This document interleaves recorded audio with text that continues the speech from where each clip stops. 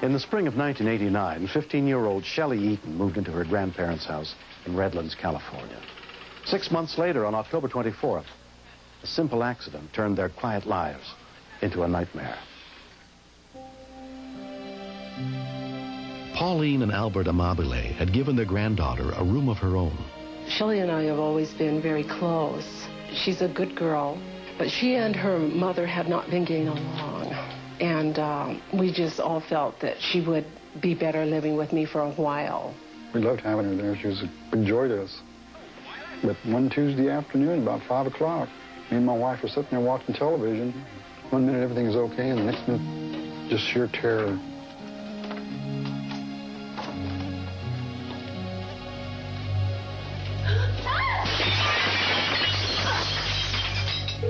The call for help came in at 5:17 p.m. Fire department. I need an ambulance. Please hurry. Debbie Whitlam took the call. What's the problem there? My granddaughter has almost cut her arm off. How'd she do that? Was bleeding profusely. How did she do that? I don't know. How old is she? She's 16. She's 16? Okay, what is she doing right now? Where's she at? She's in the kitchen. We have a towel wrapped on it. You do have a towel wrapped around it? Blood is gushing out of it. She was bleeding to death. The right arm was cut to the bone, and it was cut so severely there was no way you could even hold the arm together. Okay, ma'am, what you need to do is put a clean towel around it and hold direct pressure on it. Lacerated arm, 801. From the nearest fire station, paramedic Rick Linsky and his partner responded. We got the dispatch as a laceration of the arm. We were probably out of the station within 20 seconds. Are you alone with her? No, my husband. And she kept telling my husband, Grandpa, I'm going to die. And she knew it. But it was hard. Oh, God, please hurry. The people next door came running over, and they came and they got the towels, and they said, hold the towel, wrapped around her like a tourniquet. And that still didn't even help. The blood was still gushing out. Ma'am? It was unbelievable. What is happening? What is happening? What is happening there? Oh, I don't know. Oh, God. Lay her down and raise her arm up. Is that her? What? Is that her screaming? Yes. Okay, and she's on the floor right now? Yeah, she's on the floor. Okay, what is she doing? Is she conscious still? She's still conscious, but she's covered in blood. Okay. Ma'am, I know, and it's going to be all right. No, it isn't. She's bleeding to death. No, she's not. They're on the way. It's going to be all right. Oh, God. They are on the way. They are on the way. God, they've got to hurry. Where's she at right now? They're here. We were a little surprised to see people out in the street flagging us down and so forth, and we weren't expecting anything real serious. We were assuming that it was going to be a laceration of the arm versus partial amputation of both arms. She looked extremely pale. There was a lot of bleeding, a lot of blood coming from both arms, and she was losing it quickly. The cuts were severe. It looked like it went at least through half of the arm, right up to the bone. The bone was exposed through the cut. The obvious priority that we had on that scene was to stop the bleeding in both those arms. We took a roll of Kerlix, which is like a gauze, and we took that and put it against the area where the laceration was. And then we took another roll of Kerlix and used that to wrap the one that we had in place. We have what we call a trauma score. Certain information we have to give to the hospital so that they can make a determination on which hospital she goes to and what type of treatment she's gonna require. Respiratory rate is 20. Because of the tremendous loss of blood, Shelley was deteriorating rapidly. Without enough fluids, she would go into shock and die. Okay, good, very good.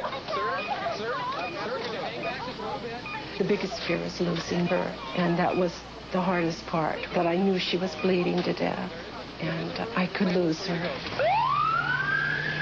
At the nearest trauma center, Loma Linda, Nurse Patrice Forges was warned to prep for Shelley's arrival.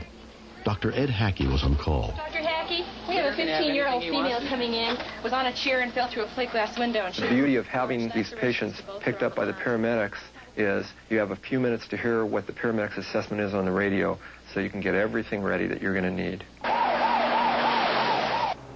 Shelley's mother, Lori Eaton, her stepdad, Bill, and her brother, Todd, rushed to the hospital. When I first heard, I wanted to be there right away, instantly.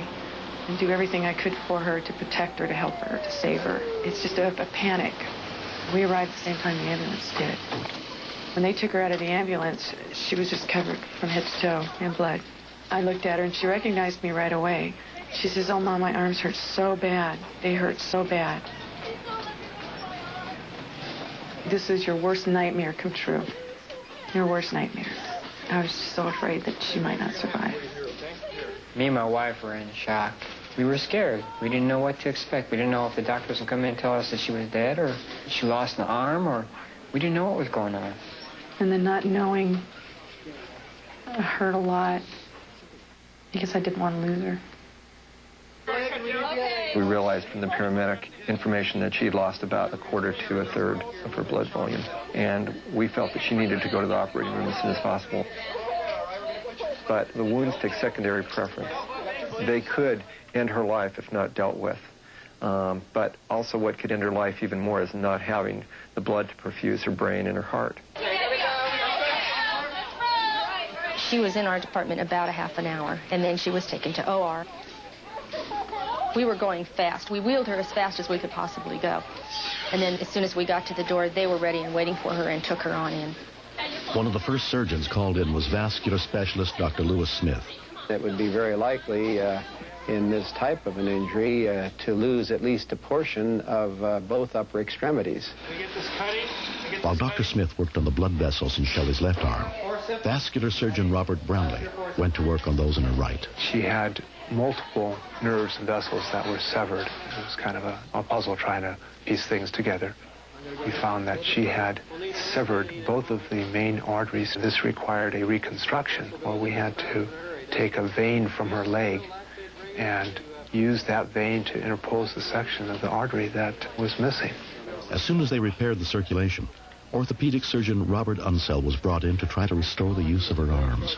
The anesthesiologist told me that he'd never seen somebody who had lost that much blood still be alive. Dr. Unseld concentrated first on the right arm, which had been nearly cut in half. She had cut 2 out of the 3 major nerves that go to her arm. And this is probably the hardest part of the surgery. It's sort of like if you have a big cable like a telephone line, you cut it. You can't just glue it back together. You have to try to line up the wires so that house A goes to house B like it used to go. Using advanced techniques of microsurgery, the 15-hour operation was completed. The next time I woke up, I was in ICU, and I didn't realize where I was. And when I looked up, all I could see was like 6 bags of blood, and they're all going into my feet, and I'm going, and IVs are going into my neck, and I'm going, oh my gosh, what's happened to me? What's happened to me? Within 3 weeks, Shelley's left arm was almost normal. Doctors expect she'll eventually regain 90% mobility in her right. Until then, she's forced to be left-handed.